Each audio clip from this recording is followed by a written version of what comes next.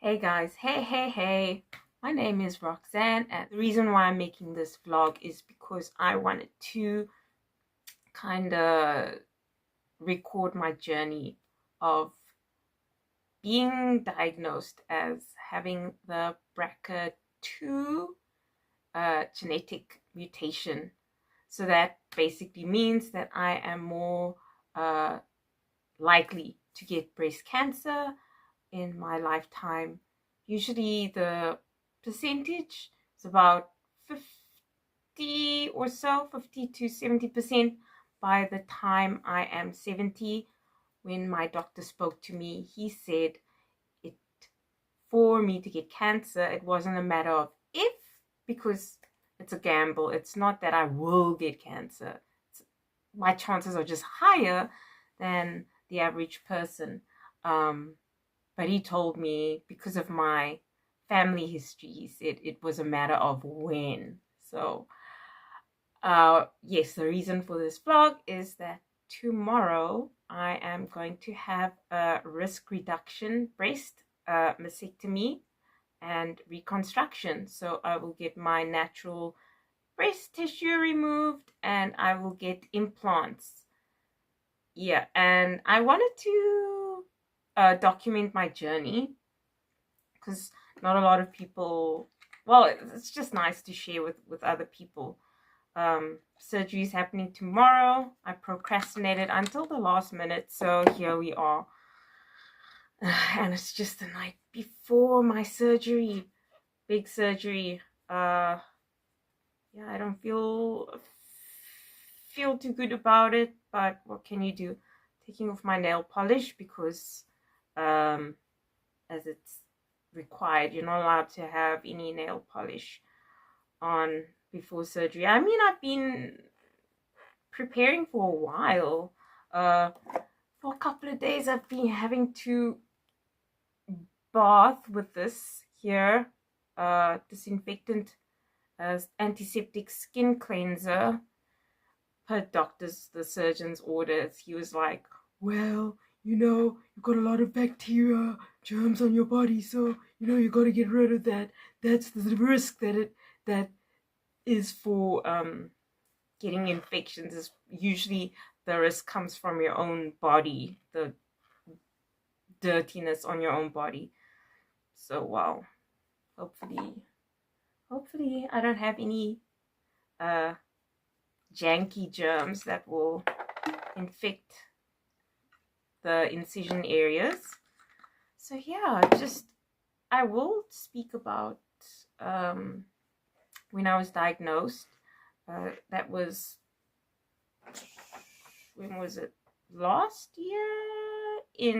I got this letter, this awful letter that says that I'm tested positive for the BRCA2 pathogenic variant, which means that, yeah, the chance of getting breast cancer is very, very high in my case. So because of that, I decided to get a risk reduction surgery. So that is removing the breast tissue, and that will lower my chance from about 50 to 80%, 70% down to 2% apparently. So there's still a chance because maybe they don't get all of the tissue, but it's much less. It's way less than the original percentage. So yeah, I'm just getting my stuff. I've got to take out my piercings, the earrings for tomorrow's surgery. I do feel very anxious, sad, even though my boobs aren't perfect. The plastic surgeon said, no, we'll give you a nice new set of like boobs. They weren't perfect, they aren't perfect, but they're my own, and I enjoy having them. Also, they can't tell me whether I can, because sometimes they cannot save your nipple, your areola nipple. So I don't know if that's gonna happen. Because of, so when I was younger, I still am, but way more. Lost a lot of weight, but gravity's taken its toll on my bust. So he said he was sure that he could save the nipple, but you know, there's a chance that if they can't if they can't what? If they can't you know, make sure all the veins like be able to like reattach, not reattach, but just if there's too much, if it's too complicated and the risk of it the tissue dying is too high, then they're not going to do it. Then they'll just remove everything and then say that I'll probably have to get a prosthetic or nipple tattoo, which I really don't want, because I kind of like having nipples. Yeah, it's a lot of heavy, intense feelings I haven't dealt with, kind of suppressed it. But, you know, I can imagine it's gonna all spill over tomorrow when I'm in the doctor's room, which I'll try and film some stuff beforehand if I can. It just depends if I'm able to. If not, the next time I'll put this camera on is probably when I'm lying in bed after surgery, hopefully high as hell off the anesthesia, etc, etc, because goddamn, I'm not looking forward to the pain at all. So right now I'm just taking off my toenail polish. Yeah, so I don't know if anyone has any stories about their own surgery, like a massive surgery as a double mastectomy and reconstruction. I'd love to hear about it. Not in a weird way, but it's quite scary. Yeah, I don't know how to feel about it. Like going through a life-changing moment like this, where I think in 12 hours, 12 hours? What's the time now? I don't know what the time is. Wait, let me just check. I've got another phone, my burner phone. Yeah, okay, already 12 hours. Maybe let's say 18 hours, or okay, 24 hours. I'm gonna be in a totally different position, totally different body feeling, well, chest feeling. Also, I like weight training. I like working out at the gym, so that's also something that I've got to deal with, you know, going from being able to lift to now having to especially chest exercises, which I also enjoy. Bench pressing, I was really into that. Now going from being able to bench press, you know, 40 kilos, and now I'm gonna be not able to, yeah, I can't pick up anything heavier than 5 kilos for like 6 weeks, which, I mean, it's not a lot, but still it feels, just because it's in the future. I mean, my surgery was originally, sorry, this vlog is just like here, there, everywhere. I haven't planned it well, as usual. Originally, my surgery was supposed to happen the 30th of March. So the 30th of March was supposed to happen. But because of my medical aid, my medical insurance, they were not giving authorization fast enough for the surgery to actually happen. So we had to postpone it. I'll make another video about the whole medical aid fiasco because that's ugh, ugh, ugh. Anyway, so I've been preparing. I used to smoked for like 10 years. So I'm not supposed to be having this, but I need it for the nerves. So not exactly the best choice before surgery, but one glass isn't gonna hurt, is it? Yes. So I prepared for my surgery as it so yes, as I said, I was a smoker for like about 10 years. I quit on the 28th, the last day of February. I quit cold turkey. I was on that day, I was, you know, chimney style, puffing, puff, puff, puff, puff, drink, puff.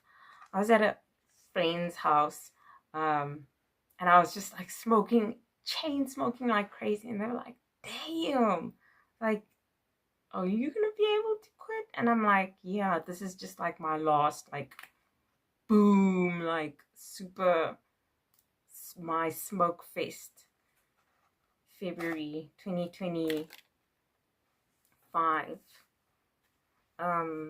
Yeah, and since then I haven't had a cigarette at all, which is quite good. So I suppose in terms of delaying the surgery, now I'm basically 3 months no smoking, which I felt the positive effects on my body so far, which is, damn, it's good. Exercise is much better. I don't have cough all the time. I don't know about my skin. Don't know about that. I'm putting on this mask because why not, before my surgery. It is Clicks, South Africa, by the way. Clicks Purifying Honey Peel Off Face Mask. It's cheap, so I'm gonna use it. It smells good. Might as well. It smells like honey. Anyway, yes, so I've prepared for the surgery by quitting smoking. That's about it. I haven't done much health-wise. I mean, I keep active. Mentally, well, we'll see tomorrow how it's gonna go. I'm probably gonna have to ask them for some sedatives because I'm gonna lose my mind. Really. This smells so good. It really does. It's Purifying Honey Mask. So yeah, my surgery happens I'm supposed to check into the hospital at 11. Then I will meet the nurse and they'll just go through things with me, and meet the anesthesiologist, and they will check all my vitals, ask me questions, make sure that they won't kill me because literally their job is to keep you alive during the surgery. And then the surgeon will also make, the plastic surgeon will just recheck, put on the marks, the incision lines, things where you're supposed to cut, lift, and things. So he tried to sell it to me as if it's like, oh, you're getting like a like a breast reduction surgery, and it's like, you know, like nice, blah blah blah, you'll have like new boobs, yay. I'm like, I'm in pain. I don't want to go through the pain. I don't want to be cut up. You know, I don't want to have the anxiety of, will I have my own nipples, things like that. I don't want to go through that anxiety. But it's better than not going through the surgery and having that risk of cancer. That's something, yeah, that I'll talk more about, especially why I'm really going through with the surgery very quick in another video. I'm going to try and make as many videos as possible. Just also giving some education to people as well, because I mean, I don't know if a lot of people talk about it. Probably they do, but I've had others who've heard. I think especially in South Africa, it's just you know, especially with not everyone has access to medical aid. It is quite expensive, but I always recommend to everyone to get the genetic testing if your family has, especially the especially women. If there's a history of breast cancer, the likelihood that someone has this gene, either there's BRCA-2, BRCA-1 is way worse. The risks are much higher. If there are people with that have had, if your family has a long history of breast cancer, I recommend getting genetic testing done, so that it gives you an opportunity to do preventative surgery. Just being at least you have a chance to be proactive. Again, it's always a gamble. It's not that you're going to get it, it's just that your odds are much higher. So I have 3 sisters, and all 3 of us, not 3 sisters, I'm one of 3 sisters. It's late. I'm one of 3 sisters, and all 3 of us got it. All 3 of us have it. So every time it's like a 50-50 chance, and we struck out every time. And in my family, I have from this side like 3-4 other cousins. No, so I have my one cousin, his aunt had the gene, but he didn't carry it. He didn't inherit it. So it comes from my father's side.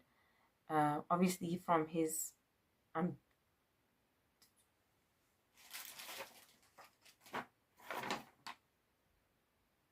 mother. So his mother had it. Her sisters had breast cancer. So my grandmother, yes, died of breast cancer. Yes. Why am I laughing? It's just because I'm so bad at this. Yes, she had my dad. She had my aunt. And then she had twins. And the twins also they don't carry the gene mutation. Because we all have this gene. It's just that so what BRCA2 is, it suppresses, it's a tumor suppressor gene. And in some people, there's a mutation, so the gene doesn't work anymore, so it just makes your chances of getting those mutations in your cells for cancer just higher. So that's fun. Yeah, and I know I was also in the kind of, people say it's 2025, we don't have a cure for cancer. Cancer is very complicated and complex. It's on such a cellular level. There's no cure-all for one. As we're finding out now, I'll speak about a close family member and how we're dealing with that later. It's just, okay, this video was just about me talking about getting ready for surgery, which I am not ready for. but I'm getting it and I have to do it. I just have to get through it. But anyway, oops, this one I've got to take out. Just saying that you're not alone. And if anyone ever wants to ask me questions and wants to see how the surgery went, especially if you are due to have a double mastectomy, and I'm going through it tomorrow, I'll let you know how it went. It's a scary thing, so I just would like to open up a dialogue with other people who are going through the same thing, just so that we can be someone to talk to and it doesn't feel like you're so alone and it doesn't feel so scary. So yeah, let me just finish this one and I'll see you in the next one, hopefully in one piece, but probably some incisions here, they're in a lot of pain, but yeah, we'll see. Probably I'll make a video tomorrow morning. I'll probably cry. Thank you for watching. If you have stayed the entire duration of this video, and just comment below what your thoughts and prayers. No, I'm joking. Just any vibes, any thoughts, any suggestions as well, just for post surgery. Yeah, I'll see you on the other side. Peace.